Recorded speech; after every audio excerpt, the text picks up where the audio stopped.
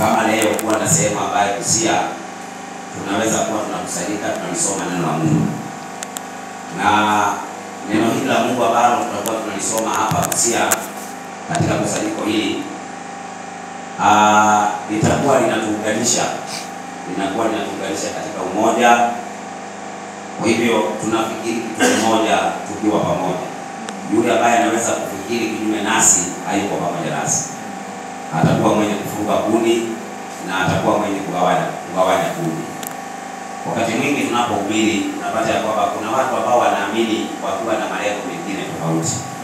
Unapata ya kwamba tumetumia gharama, tumesumbuka, tunahubiri, alafu unapata ya kwamba mtu mmoja ama wawili wanakuja na lengo baya. Wanakuja wanagawa kuni ambao hata hawako wanakuhubiria. Hawakuchukua spika wa kuhubiri. Lakini kuni kama hii unapata ya kwamba mtu anainuka alafu anaanza kuonyesha wengine ubaya kwa waliohubiri. Unaanza kuona kwamba ujumbe sasa umegeuka, badala ya kwenda kuhubiri unaanza kupata ya kwamba mmoja wetu anaanza kuhubiri ubaya wao. Anaanza kuhubiria washiriki wengine ubaya wao. Kwa sababu lengo lake ni kugawa nini? Kuni. Wakati mwingine unapata ya kwamba wakati tumekusanyika hapa lazima kuwe na pesa ambazo tutakuwa tunakusanya. Maana tutatoa sadaka, tutatoa zaka, lakini sadaka na zaka si adai. Inatakikana iweze kufanya kazi ambayo Mungu ameamulia iweze kufanya. Yes. Unaona, kwa hivyo si acha kwamba mimi nimekuja nikahubiri hapa Busia niwakusanye hapa alafu nianze kuchukua pesa zenu na kwa mfuko. Na maana ya kwamba lazima kanisa la Mungu liwe na utaratibu ambao ni utaratibu mmoja. Wale ambao wako Kakamega, wale ambao wako Bungoma wanaonekana kuongea kimoja. Kwa mfano, ukisikia kazi, ukiangalia kazi ambayo tuko nayo mbele yetu ni kubwa sana. Na kazi hiyo bila kufa tutaweza naye. Naona mzee anasema hapa ananipigia simu nakosa kushika. Inawezekana kuna wakati ambao pengine nimetoka kwa mkutano, nimetoka nimelala na mtu anapiga simu sishiki. Lakini kuna maswali ambayo unaweza kuulizwa unashika utajibu wapi na unaacha. Sababu watu ukiangalia kwa simu yangu ni watu wengi sana. Kwa wanasema kuja kwetu. Na ukiangalia nilikuwa nataka sana kuja Busia. Lakini ukiangalia gharama iwe kuhubiri Busia wiki moja, unapata ya kwamba kuna gharama zake na hauna. Kwa hivyo huwezi kuja tu kutokelezea watu tu hivi unakuja kuhubiri na gharama.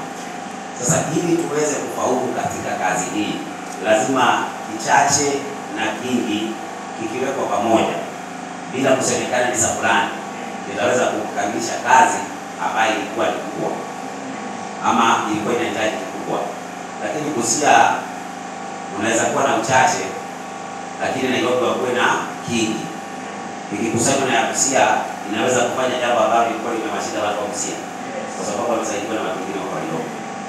Lakini unapata ya kwamba kuna watu ambao wanataka wajitege ya kwamba ukihubiri hivi tunaona mimi mkusanya.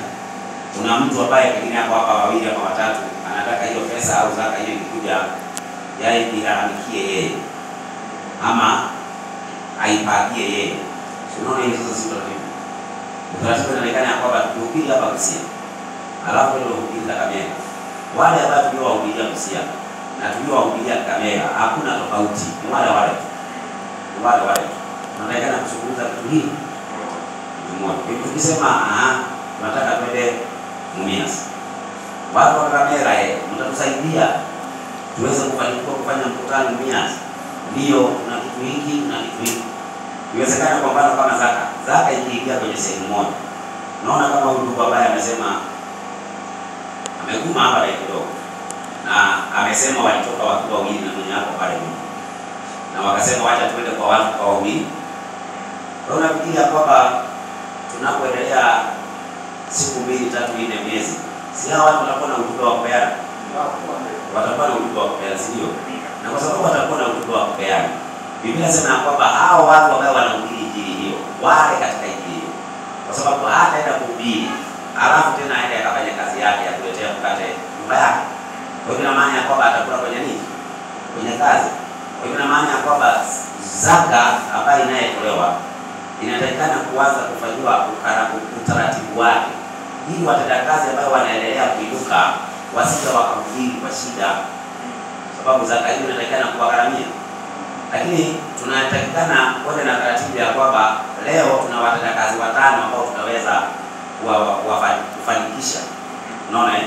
Lakini ukifanikisha waongeze 5, 6, 10, 10 hivyo tutaendelea tu. Lakini tukianza kusema hapa tumepata shilingi 5,000 tuanze kugawana hapa kama ile mganda. Tuwechukua 1,000, wewe chukua 2,000, tunagawana. Hiyo ni mganda. Hiyo si taratibu ya Mungu. Yesu alipochagua wanafunzi 12 aliweka kitabu ambacho Yuda alikuwa anakishika yeye. Hivyo ilikuwa inawekwa kwenye kitabu kimoja. Wanafunzi wa Yesu hawakuwa wanaenda kila mtu anaweka kwake. Unaona, walikuwa na mahali walikuwa wanaweka. Kwa hivyo tukijifunza kwa hiyo ya kwamba zaka yetu iwe na utaratibu wake. Tukiendelea kuhubiri, wacha niwaambie kitu moja. Pesa ndio chanzo cha shida. Mkishindwa tu kuongoza pesa, hakuna kitu. Mtaongea tu maandiko mengi. Lakini kama pesa hamtaweza kuziweka katika taratibu yake, hapo mbele kuna kumwana mema. Unajua hivyo? Unaona kanisa hili unapata ya kwamba badala waende wahubiri, wachukuliwe na ma-TV wakihubiri, wanakuja kuchukuliwa na ma-TV wakipigana. Ukichunguza wanapigania nini? Wanapigania pesa. Pesa ikikosa utaratibu itafanya neno la Mungu au jina la Mungu litukane. Una imani ni kwa mfano kama saa hii umehubiri pale tawa. Watu wameona picha nzuri ya watu wa Mungu, watu ambao wanapeana maneno ya Mungu. Alafu baadaye tukuje tuchukuliwe hapa na ma-TV kupigania sadaka. Unafikiria kwamba kuna mtu ataamini hiyo kitu tena? Yaani wale ambao wameiamini tutawafanya manabii wa jana. Afadhali hata tukienda. Afadhali tukikaa kwa sababu kwenda alafu ikuje itokee picha nyingine mbaya, na maana ya kwamba itakuwa imeharibu kazi ya Mungu kabisa. Kwa hivyo kama kuna kitu kinatakikana kuangaliwa na kuwekwa, si cha mtu, ni cha kundi la Mungu. Mimi serikali kanisa hili la hapa Busia, lazima kwa duka mnunue spika hii mwandike dasha. Na nikikufa unaona, ama niende niseme ya kwamba hata nimesota nataka niuze. Unaona? Inawezekana saa hii maana tunahubiri, mtu anaweza hubiri hii, mtu akuja aseme hiki kiwanja yote nimewapa. Sinatakikana sasa hiyo itoke kwake. Sasa hii kwa dasha. Alafu kesho niuze. Unaona? Na saa hizi unaona vile mmekuja na wake zenu na watoto. Hawa watu mkikuja nao, kama Yesu hatakuja haraka, tunatakikana kuwapatia mpangilio kwa kesho. Unaona? Kwa hivyo hawa watoto wanatakikana pia na wao wakute mahali ambapo pakuabudia ama mipangilio vizuri. Unaona? Hiyo mipangilio vizuri tunatakikana kuifanya kwa sasa. Kwa sababu kwa mfano kwa sasa hivi tunaambia watu tokeni sehemu hiyo, kijeni sehemu hii tuabudu Mungu katika kweli. Kama tutaabudu Mungu katika kweli, hata pesa lazima itumike katika kweli. Na akiwa mmoja wetu ndani yetu ambaye anatumia pesa ya Mungu visivyo, ama anafanya vituko vyake visivyo, hatutaenda bali bila kujua ni huyu. Kwa sababu Mungu hawezi kumwacha. Huwezi kufanya kazi kama hii ya kuja atinikae hapa hii wiki yote na ujue hata ninakaa namna gani, alafu kesho wewe unataka uvune kitu ambacho hata ukupanda. Hiyo siko na laana. Kwa hivyo lazima tuwe na taratibu ya hapa, na kufikiria kwamba kabla tutoke lazima pia mwe na taratibu, muwe na mwongozo, muwe na watu ambao wanawaongoza. Yaani viongozi kila mahali ambapo kuna kundi lazima kuwe na watu wanapeana mwelekeo. Maana mkikosa mwelekeo mtakaa kama mabeli. Kila mtu anasema yake, sio? Alafu kuna watu ambao wanaitwa offshoot. Offshoot ni jina ambalo linatumika vibaya, lakini lina maana yake halisi. Na kwamba watu ambao wako wanakuja kuingia kwa sababu ya kusambaratisha. Unaona, mtu anaweza kuja anasoma ambaye anataka kusoma, inakubalika somo lote kusoma. Lakini kuna watu ambao wanakuja kusambaratisha. Mtu ambaye anakuja kusambaratisha hatuwezi tena kumpokea. Unaona, lakini mtu ambaye anakuja kwa sababu ya wema, hapa tunaelekea tusome, hapa ina maana gani? Tunasoma kwa sababu ya kutafuta ukweli, lakini si kwa sababu ya kubeba huyu abebe yule. kama sisi kule SDA kama wakikubali kile ambacho tulikuwa tunakihoji, wakubali tukihoji mbele yao, na wakubali ya kwamba kama tunawashida kwa hoja kibadilisho na kitoke huku singetoka SDA. SDA nimetoka kwa sababu hawakustahimili kile ambacho nilikuwa nao na kihoji. Hiyo ndio sababu ya kutoka SDA. Sasa leo nataka tuweze kuangalia hapa nyuma yangu, kwa sababu najua kuna watu wengi sana ambao hawajaweza kuelewa ni jumbe gani ambazo ziko hapa. Kuna namna ambavyo tunaweza kwenda nje tukahubiri, lakini kuna namna ambavyo tunaweza kuwa hapa ndani tukaeleza kuhusu jumbe hizi.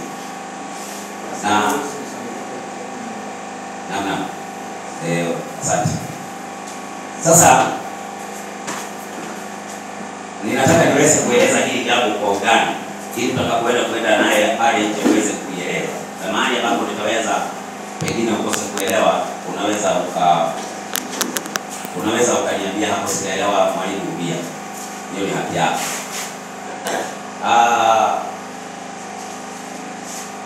Hizi picha ambazo ziko hapa na naweza nikataja kwamba ni wakati mbalimbali ambao umetoka ama umerudi nyuma yetu, lakini hatuongelei tu historia yake, bali tunataka tuone ya kwamba ni nini ambacho tunaweza kufanya, kwa sababu kila sehemu kuna watu ambao waliwakilisha Mungu, na walivyowakilisha Mungu, wale ambao walikuwa miongoni mwao wasiomjua Mungu walimjua Mungu kupitia kwao. Kwa mfano hapa katika hii picha hii inaongelea ufalme wa Umedi. Umedi wakati ambapo alikuwa anatawala mtu anaitwa Dario. Dario anapotawala, Danieli alikuwa amewekwa katika serikali kana kwamba ndiye alikuwa mkubwa wa maminista wote wa Dario. Kwa hivyo kupitia kwa uaminifu aliokuwa nao Danieli uliweza kufanya Dario serikali yake iweze kuwa na hela, yani iweze kupata uchumi wake kupanda, uchumi wake kuwa mzuri, kwa sababu Danieli alifunga njia zote ambazo zilikuwa ni za wizi. Lakini wale ambao alikuwa anawazuia walikuwa ni wezi, walikuwa hawamjui Mungu wa kweli. Lakini sababu ambayo Danieli alikuwa anasababisha awe mwaminifu kwa serikali, naomba unisikilize vizuri. Danieli kwa sababu ya kuwa mwaminifu kwa serikali, si kwa sababu ya Dario, ni kwa sababu alikuwa amemwamini Mungu. Na maana ya kwamba vile ambavyo wewe umesikia ujumbe pale, haujasikia ujumbe uje uamini Sabato, siku iweze kukusaidia. Hatusemi kwamba nimeamini Sabato iweze kukusaidia. Lakini ukimwamini Bwana wa Sabato, sasa wewe unakuwa na nature na tabia yako. Kwa hivyo kuna uaminifu ambao unahitajika miongoni mwa washiriki waaminifu. Kwa hivyo tayari umeamini, na ina maana ya kwamba unatakikana kuaminika mpaka mahali unapofanya kazi. Si ati kwamba unatakikana ukuje uaminike hapa. Ukikosa kuaminika mahali unafanya kazi, hata hapa hutaweza kuaminika. Hatuwezi kukuamini hata kukupea sadaka na zaka utuhesabie, maana utaiba. Unaona utaiba. Unaona kuna watu ambao si waaminifu na wako ndani ya kanisa, kwa sababu wanadhani ya kwamba kanisa ni kuja kukaa kwa miti. Uaminifu unatakikana kuwa sehemu yoyote ambaye huko unaweza ukaaminika. Na unapoondoa uaminifu kwa mtu, kurudisha uaminifu ni ngumu. Mtu ambaye alikuwa na kuamini, wakati utakapoondoa uaminifu huo, hata kuamini tena. Kwa hivyo inatakikana tunaposoma katika watu ambao tunawasoma kwenye Biblia, kama Biblia ingekuwa inaandikwa, leo, tungeandikwa. Na kama tungeandikwaje? Unaona hiyo swali Sasa wale ambao wameandikwa, tunapokuongelea Danieli tumeandikiwa ndani ya Biblia kama kijana, kwa sababu wakati wanapotolewa Babeli, wanapotolewa Jerusalem, wanapoletwa Babeli, wameletwa kwa vijana wakiwa vijana, lakini walikuwa vijana waaminifu. Vijana waaminifu, na walikuwa wamekuwa waaminifu katika ujumbe waliopewa kule kwao nyumbani. Walikuwa waaminifu na walikuwa wanamwamini Mungu. Kwa pamoja Sasa kwa sababu walimwamini Mungu, Danieli wakati anapokuja kupewa kazi na Danieli alikuwa mwaminifu kiasi ya kwamba hata serikali nzima ya Danieli ikapata faida kwa sababu ya yule mtumishi. Ikapata faida kubwa kwa sababu yake. Lakini miongoni mwa watu ambao walikuwa tena ni wafanyakazi wenzake, walipoona ya kwamba amewazuia njia zote za wizi, wakakaa kikao kwa ajili yake. Lakini kuna vitu ambaye hatujaambiwa kwa sababu walikuwa wamekaa kikao na kumtafuta kwanza, lakini wakawa hawajampata. Biblia inasema ya kwamba wakasema tukutafute sasa kwa sheria ya Mungu wake. Tumtafute sasa kwa sheria ya Mungu wake. Sasa pointi yangu leo ni kwamba wewe katika jamii, katika sehemu ambayo unaokaa, unajua kuna kitu ambayo watu wanafaa kutamka kuhusu Mungu wako. Kwa sababu andiko ambalo lilitoa hapa katika Wakorintho wa kwanza 8:5 nasema kuna miungu mingi. Kuna miungu mingi. Sasa wale ambao walikuwa wanamtafuta Danieli wanasema tumtafute kwa sheria ya Mungu wake. Tumtafute kwa sheria ya Mungu wake. Sasa walipokuwa wanamtafuta kwa sheria ya Mungu wake, hebu nisaidie na Danieli 6. Kuanzia mstari wake wa 13. Danieli 6 mstari wa 13. inasema hivi. Inasemaje? 6:13 nasema. Inasemaje? Basi wakajibu wakasema mbele ya mfalme, yule Danieli aliye mmoja wa wana wa wale waliohamishwa Yuda, ndio hakujali wewe, mfalme. Hebu soma 6. Inasema hivi. Ndio. 6 inasema hivi, basi wale mawaziri na maamiri wakakusanyika pamoja mbele ya mfalme. Ndio. Wakamwambia hivi, Mfalme Dario uishi milele. Mawaziri wote wa ufalme na manaibu. Kwanza sikiliza hapo. Mawaziri wote na manaibu, na madiwani na maliwali, ndio, wamefanya shauri pamoja ili kuweka amri ya mfalme, ndio, na kupiga marufuku ya kwamba mtu yeyote atakayeomba dua kwa Mungu awayote, ndio, au kwa mtu awayote katika muda wa siku 30, ndio, ila kwako mfalme, endelea, atatupa katika tundu la simba. Kidogo sasa. Katika hiyo mstari wa 6 inasema ya kwamba walienda wote kwa pamoja. Wote walienda pamoja. Anzia 5. Inasema hivi. Ndio. Ndipo wale watu wakasema, hatutapata sababu ya kumshtaki Danieli huyo. Haya sasa sikiliza, hiyo ni pointi nilikuwa nataka. Nilikuwa nataka hiyo sababu. Hatutapata sababu ya kumshtaki. Kwa hivyo hebu wakose sababu ya kumshtaki. Kwa sababu wale wako kinyume chetu wanatafuta sababu ya kumshtaki. Wacha wakose sababu ya kumshtaki hapo kwenye kazi yako. Unajua kuna dini nyingi sana, kuna msambo wa dini, program zote zinazojua wakifanya jambo ambalo ni la dhambi, inawezekana lisisemwe, inawezekana lisijulikane, lakini ukilifanya wewe linaweza likahubiriwa zaidi kuliko lifanywe na mtu wa msambo. Kwa hivyo wewe katika jamii watakutafutia mashtaka. Kwa hivyo kwa mfano mimi Dasha, karo na kutangazwa ya kwamba nahubiri Injili, lakini watu wengine ni wale ambao wanatafuta mashtaka yangu, wanataka wanishtaki. Dasha amefanya. Lakini Danieli alikuwa hivi.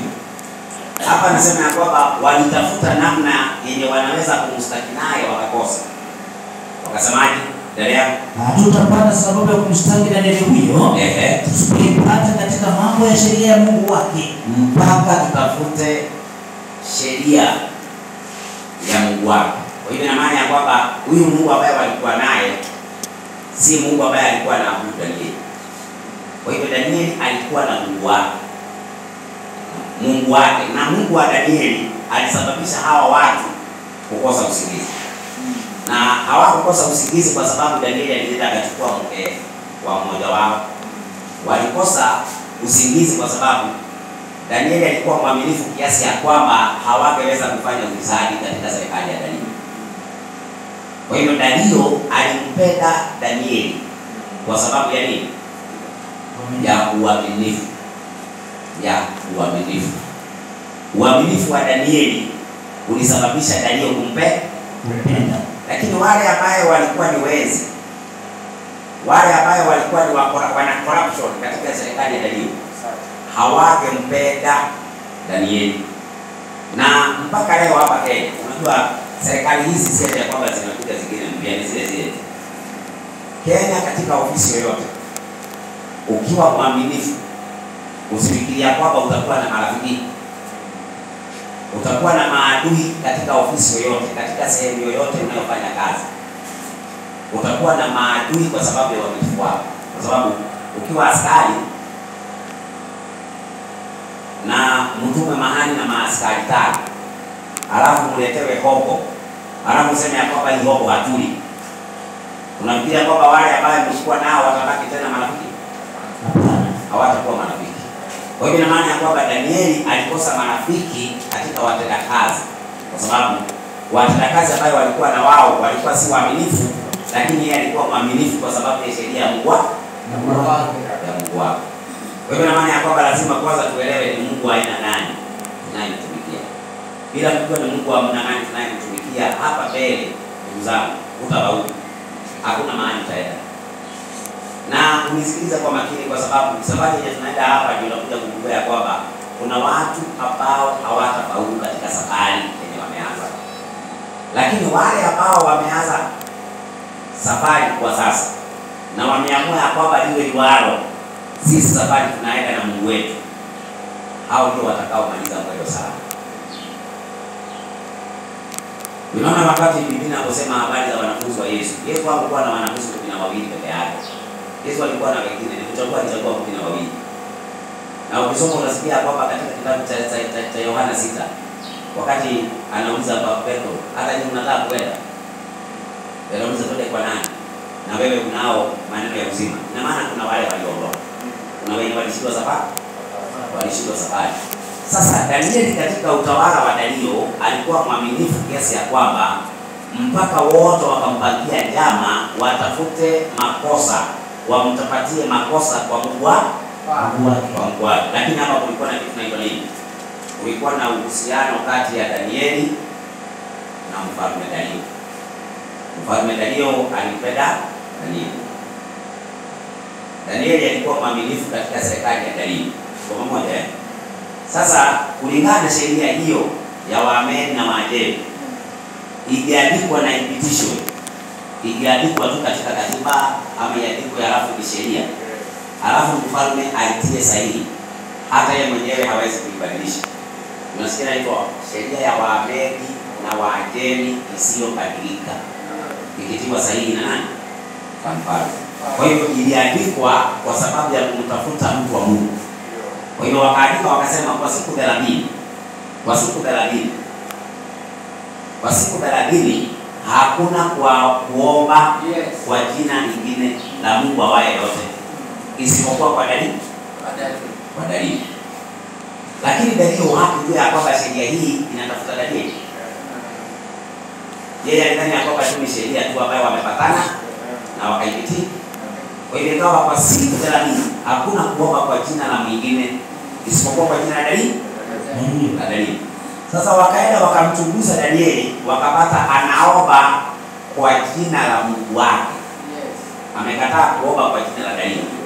Inasema katika hiyo Danieli 6:10, wakati Danieli aliposikia kwamba hayo maandiko mfalme ameyatia sahihi, alipiga magoti akamuomba Mungu. Kwa sababu kinyume cha hiyo ilikuwa ni kuwekwa kwenye shimo la simba. Kwa hiyo ina maana ya kwamba katika uaminifu kuna majanga yako mbele. katika uaminifu kuna majanga yako mbele.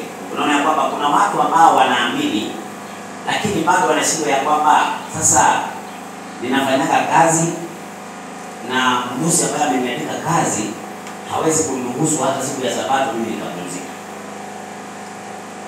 Kumbuka ya kwamba umeamini Mungu. Na Mungu amesema ya kwamba unatakikana kufanya hili na hili na hili. Kwa hivyo ina maana ya kwamba yeyote atakayeingilia amri yote ya Mungu unatakikana kumtii Mungu wala si mwanadamu. Si mwanadamu, hata kama ni kwa vita, hata kama ni kwa kufa. Tunaona Danieli anaambiwa usipoomba kwa jina la Danieli, mwisho unawekwa kwenye shimo la simba. Sasa wakati alipokuja kujua ya kwamba alipokuja kujua ya kwamba sheria ilikuwa imeandikwa kwa sababu ya kumtafuta Danieli, alihuzunika, lakini hakuweza kumuokoa. Hakuweza kumsaidia kwa sababu sheria ile ilikuwa imeshapiga sahihi. Kwa hiyo ilikuwa ya kwamba sasa aruhusu Danieli awekwe kwenye shimo la simba na kusema ya kwamba Mungu wako atakuokoa. Sasa Mungu wako atakuokoa. Kumbuka ya kwamba Danieli ni mfalme. Na imefika ya kwamba sheria aliyoipitisha hata yeye mwenyewe hawezi kubadilisha. Kwa hivyo hawezi kumuokoa kwa sababu amefungwa na sheria. Kwa hivyo ameruhusu Danieli akawekwa kwenye shimo la simba, lakini kusema ya kwamba wewe Mungu wako atafanyaje? Mungu wako atakuokoa. Sasa ndipo hapo sasa nataka tujiweke, kwa sababu Danieli alikuwa kwa sahihi. Kwa hivyo ndio andiko halijaandikwa kwa sababu yake, limeandikwa kwa sababu yetu sisi. Kuna wakati ambapo wewe utasimama ya kwamba Mungu ninayemtumikia ataniokoa. Unawezaje kukaa ukijua ya kwamba hakuna lolote litakalolipata kwa sababu mimi ni mwaminifu kwa Mungu? Ukiwa mwaminifu kwa Mungu, na yeye Mungu atakuwa pale yako. Yesu anasema,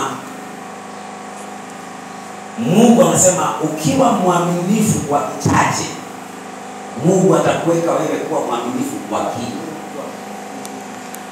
Lakini kama hautakuwa mwaminifu kwa kichache, hakuna siku Mungu atakufanya kuwa mwaminifu kwa kingi. Kwa hiyo ina maana ya kwamba wewe kwa sasa hivi uko katika mizani, maana umeanza safari kwa sababu ya kusikia ujumbe. Lakini ujumbe ambao umeusikia unatakikana kitu kinaitwa uaminifu kwa Mungu ambaye ulisikiliza maneno yake.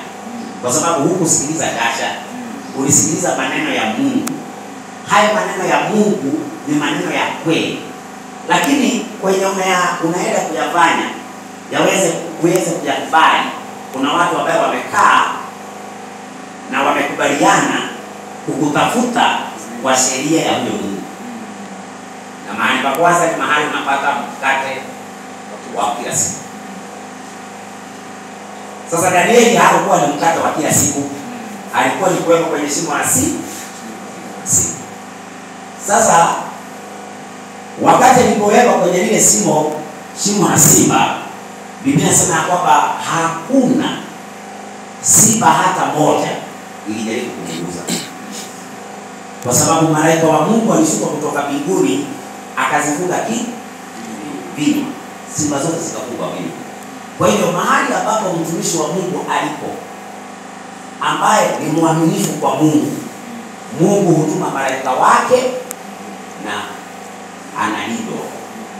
Kwa hivyo usije ukaniamini mimi ni mwanadamu, naweza kufa. Lakini ukimwamini Mungu niliyemhubiri, anakuwa ni Mungu wako. Kwa hivyo mahali popote ambapo utakapo unatembea, mahali popote utakuwa unakaa katika jamii, wacha watu waanze kusema ya kwamba huyu Mungu wa huyu jamaa, Mungu wa namna gani? Huyu Mungu wa huyu mtu, Mungu wa namna gani? Wacha waone vitendo kutoka kwa Mungu. Wacha wajaribu watu waseme ya kwamba Mungu anayekuabudiwa ni Mungu wa dasha. Wacha kumwabudu Mungu wa dasha, kwa sababu matendo ambayo tumeona amemfanyia dasha ni Mungu ambaye anafaa kuabudiwa. Kwa hivyo wakati Danieli anapotangaza, anasema kuanzia sasa Mungu wa Danieli ndiye anafaa kuabudiwa katika ufalme wangu. Ingawa Danieli alikuwa amepitia shida, lakini Mungu wa Danieli akajionyesha. Tunasemwa, usifikiri tunasema mazuri. Tuna ujumbe wa kuambia watu tokeni kwa madhehebu inayopendwa. Unapoambia watu toka SDA, usidhani ya kwamba wale watu ambao wanawakilisha SDA wanafurahi. Usifikiri ya kwamba unapoambia watu tokeni Uislamu, wale ambao ni viongozi wa Uislamu wanafurahi. Wanakaa katika jama. Shukuruni Mungu hapa bado hiyo jama haijakuja, lakini kuna jama ya muunganiko wa madhehebu na dini ambao watakaa katika kikao kimoja kwa ajili yenu. Lakini hawatakaa kikao kimoja wakiwatakia mazuri. Watakaa kikao kimoja wakiwatakia mabaya. Lakini katika yale mabaya mtaona mkono wa Mungu. Sikia, maana sio ile kitu kingine kinakuja. Wakati wa Nebukadneza aliwakisha moto kwa sababu ya kuweka watu ambao wamekataa kuinamia sanamu. Kwa hiyo sheria ambayo ilisababisha watu hawakishiwe moto ni sheria ya Mungu. Mungu wa Shadraka, Meshaki na Abednego. Lakini Mungu wa Meshaki, Shadraka, Meshaki na Abednego alijionyesha katika moto. Mungu wa Danieli alijionyesha katika shimo la simba. Kwa hivyo na maana kwamba Mungu ambaye alikuwa na watumishi wake katika sehemu hii ni yule Mungu ambaye tuko naye present. Kwa hivyo kile ambacho mimi ningetaka kuelewe ni kwamba usije ukayawaza mawazo ya kujisaidia. Maana utakapoanza kuwaza mawazo ya kusaidia ndipo utakapoangamia. Yesu anasema yoyote anataka kujisaidia ni yeye atakayejiangamiza mwenyewe. Umewahi kusikia maandiko? Jifunge msalaba wako ujibebe. Hebu nisaidie 10:37. Nitakuja malaya. Sasa mimi nataka niwaondolee mafikiri fulani kwa sababu ndugu zangu mtapatana na mambo. Na hayo mambo ambayo mtakuwa mnapatana naye umepangiwa mengine hata kwa walaumu. Lakini Mungu anasema hamtaadhirika na uchawi, hamtaadhirika na uganga. Lakini hata kama watakaa wakipanga, unajua ndugu zangu, kwa mfano sasa hivi unapochukua microphone hii wanasema Muhammad si mtume. Muhammad si mtume wa Mungu. Alafu katika hiyo Qur'an sikia kwamba majini walisilimu Waislamu. Bora fikiria ya kwamba Waislamu wamekaa tu hivyo, hao majini hawawatumii. Si wanasomea watu Qur'an wanaharibika akili. Si watu wanatumiwa majini. Kwa nini wewe unaongea kwamba Muhammad si mtume wa Mungu lakini yale majini hayakufikia? Wakati ambapo majini haya yanakosa kukufikia ni kwamba ujumbe utakaokuwa umerudi kule ni ya kwamba yule Mungu ambaye ni wadasha, yule Mungu ambaye wewe jiite jina lako sasa hapo, ni ya kwamba ni Mungu ambao wanafaa kumtumikia. Kwa sababu walidhani ya kwamba wana uwezo, lakini wanapofika kwako uwezo wao unakuwa umelezwa. Kwa hiyo mahali ulipo kuna yule aliye na nguvu kuliko wao.